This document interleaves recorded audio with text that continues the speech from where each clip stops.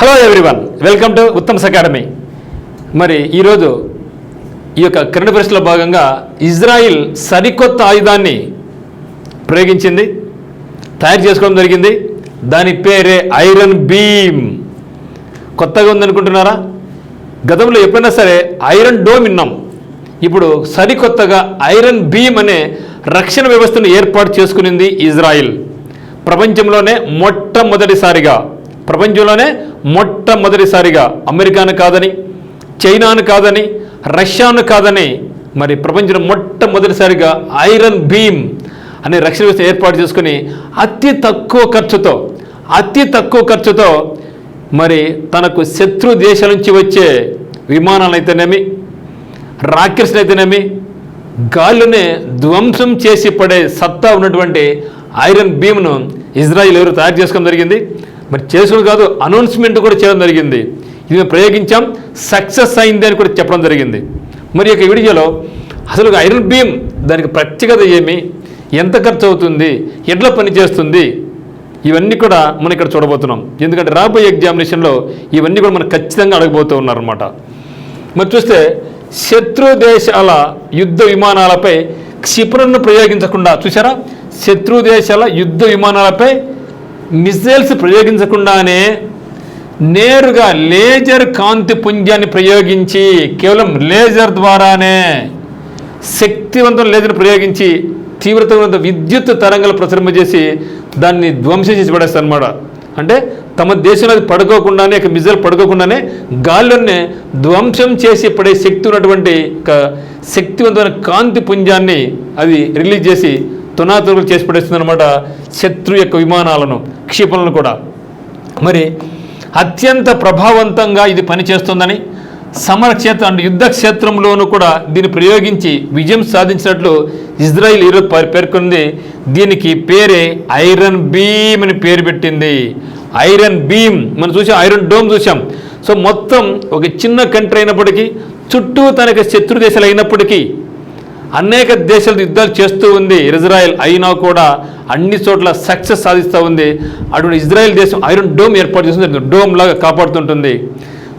ఈ యొక్క iron dome ఉన్నప్పుడే హమస్ తీవ్రవాదులు అయితేనేమి, సిరియా నుంచి అయితేనేమి వేల సంఖ్యలో మిసైల్స్ పోయినా కూడా ఇజ్రాయెల్ భూభాగాన్ని చాలా తక్కువలో తాగలిగాయి. అంటే మ్యాక్సిమం అన్నీ కూడా ధ్వంసం అయిపోయిన గాలిని ధ్వంసం చేసి పడేసింది అనమాట, చుట్టూ శత్రు దేశాలు ఉన్నప్పటికీ. మరి ఇప్పుడు అతి కొత్తదైనటువంటి ఐరన్ బీమ్ అనేది ఇంకా దానికంటే శక్తివంతమైనటువంటిది.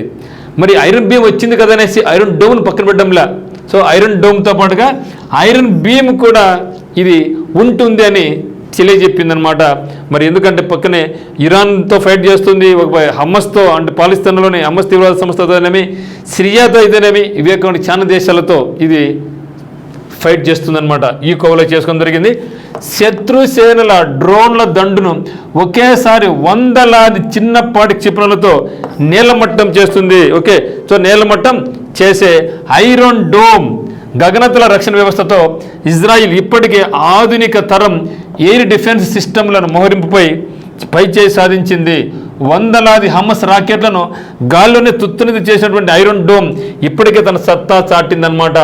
మరి ఇది ఇజ్రాయిల్ ఎప్పటికప్పుడు టెక్నాలజీని అప్గ్రేడ్ చేసుకుంటూ, చిన్న కంట్రీ అయినప్పటికీ, తక్కువ జనాభా ఉన్నప్పటికీ ఇక టెక్నాలజీలో ముందుకు దూసుకెళ్ళిపోతూ ఉందన్నమాట. ఎప్పటికప్పుడు కొత్త తరం ఆయుధాలతో దేశ సైనిక రక్షణ వ్యవస్థను ఇజ్రాయిల్ పటిష్టం చేసుకుంటూ దూసుకుపోతోంది. ఈ ఐరన్ బీమ్ను ఏం చేశారంటే రఫేల్ అడ్వాన్స్డ్ డిఫెన్స్ సిస్టమ్ అనే సంస్థ దీన్ని తయారు చేసిందనమాట. ఏది రఫేల్ అడ్వాన్స్డ్ డిఫెన్స్ సిస్టమ్. మరి ఇక రఫేల్ యుద్ధ విమానాల మీద పేరు వింటే ఉన్నాం. సో రఫేల్ యుద్ధ విమానాలు ఇండియా కూడా వాడుతూ ఉంది. మరి ఆ యొక్క సంస్థ రఫేల్ అడ్వాన్స్డ్ డిఫెన్స్ సిస్టమ్ సంస్థ దీన్ని తయారు చేసిందనమాట.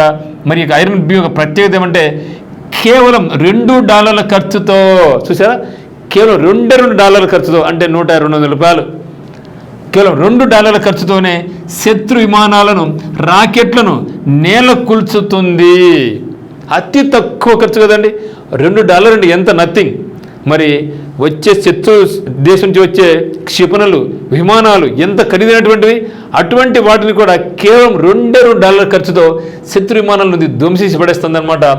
మెరుపు వేగంతో అమితమైన విద్యుత్తును ఉపయోగించుకొని కొత్త కాంతి పుంజాన్ని అది రిలీజ్ చేస్తుంది అనమాట. కాంతి మాదిరిగా అత్యంత ఖచ్చితత్వంతో, అత్యంత ఖచ్చితత్వంతో ఫెయిల్యూర్ కాని ప్రసక్తి ఉండదు. సరళ రేఖ మాదిరి ఈ కాంతి పుంజం దూసుకుపోతే స్ట్రైట్ వెళ్ళిపోయి కొట్టిపడేస్తుంది. అంతంగా ఒక కాంతి రేఖ పోతుంది, అది విద్యుత్ వేసుకొని తరంగంలో ప్రసరింప చేస్తుంది, దాన్ని కొట్టి మొత్తం దాన్ని కూల్చి పడేస్తుంది అనమాట. అటువంటి శక్తివంతమైనటువంటిది ఐరన్ బీమ్ అందుబాటులోకి వచ్చిన తర్వాత వచ్చినంత మాత్రాన ఐరన్ డోమ్ డేవిడ్ స్లింగ్ ఇవి వాడేటప్పుడు అన్నీ కూడా.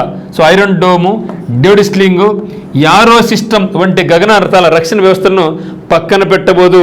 అంటే ఐరన్ బీమ్తో పాటుగా ఐరన్ డోమ్ ఉపయోగించుకుంటూ ఉంటుంది, యారో సిస్టమ్ ఉంటుంది, డేవిడ్ స్లింగ్ సిస్టమ్ కూడా ఉంటుంది. అవసరానికి అనుగుణంగా వీటిని మారుస్తూ కూడా ఉంటుంది. మరి చూస్తే iron dome and iron beam రెండు కూడా ఇజ్రాయెల్ యొక్క డిఫెన్స్ వ్యవస్థలే. మరి ఐరన్ బీమ్ అనేది ఏమంటది, ground based high power laser air defence system. భూమి మీద మాత్రమే ఉంటుంది, ఒక చిన్న ట్రక్ లాగా ఉంటుంది. ఒక ట్రక్ మీద ఒక ట్రక్ మీదనే ఈ యొక్క లేజర్ బీమ్స్ ఉంటాయన్నమాట.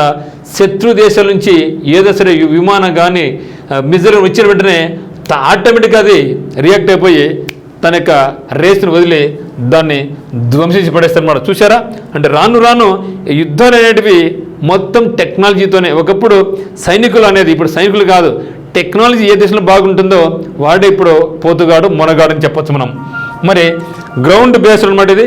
గ్రౌండ్ బేస్డ్ హై రెజల్యూషన్స్ అనమాట, high power laser air defence system ఇది. మరి first time in the world ఇటువంటి దాన్ని ఎవరు వాడినారంటే ప్రపంచంలో మొట్టమొదటిసారిగా ఇజ్రాయెల్ వాడుతుంది. మరి మన ఇండియాగానే ఉన్నాయా సార్ ఇటువంటి టెక్నిక్స్ అంటే ఎస్, మనకు కూడా ఉంది. అదే S-400 రక్షణ వ్యవస్థ డిఫెన్స్ సిస్టమ్. మొన్న ఆపరేషన్ సింధూర్లో భాగంగా మనం పాకిస్తాన్ మీద మనం క్షిపణులు ప్రయోగించాం. అదే సమయంలో పాకిస్తాన్ కూడా మనకు దాడి చేసింది. ఆ సమయంలో పాకిస్తాన్ మిజైల్స్ను గాలిని కూల్చిపడేసాం. ఆ యొక్క వ్యవస్థ పేరేమంది S-400. తర్వాత ఆకాశ్ వ్యవస్థ QRSAM అనేది మన దగ్గర ఉంది. దీనిలో మెయిన్ పవర్ఫుల్ మనకి ఏమంటే S-400. మనకి S-400 క్షిపణి వ్యవస్థను, ఈ యొక్క డిఫెన్స్ వ్యవస్థను మనకి ఎవరు ఇచ్చారంటే రష్యా ఇచ్చింది. మరి రష్యా యొక్క డిఫెన్స్ సిస్టమ్ పేరు ఏమంటే S-400 ట్రయాంప్ అనేది రష్యాది. మనకి S-400 ఉంది, ఆకాశ్ QRSAM అనమాట. మరి ఒకసారి చూస్తే ఇజ్రాయెల్ గురించి చూస్తే ఇజ్రాయెల్ క్యాపిటల్ జెరూసలేం. మరి ఇజ్రాయెల్ కరెన్సీ ఏదంటే షెకెల్. చాలా ఇంపార్టెంట్ మిత్రం, షెకెల్ ఇజ్రాయెల్ కరెన్సీ షెకెల్. మరి ఇజ్రాయెల్ ప్రైమ్ మినిస్టర్ ఎవరు అంటే ఈయన మొత్తం నిర్ణయాలు, ఇక్కడ ప్రెసిడెంట్ ఉన్నప్పటికీ ఇక్కడ ఇజ్రాయెల్ పిఎం ఎవరంటే మనకు బెంజమిన్ నెతన్యాహు. ఇజ్రాయెల్ పిఎం ఎవరంటే బెంజమిన్ నెతన్యాహు. ఇజ్రాయెల్ పిఎం మనకు బెంజమిన్ నెతన్యాహు అనమాట.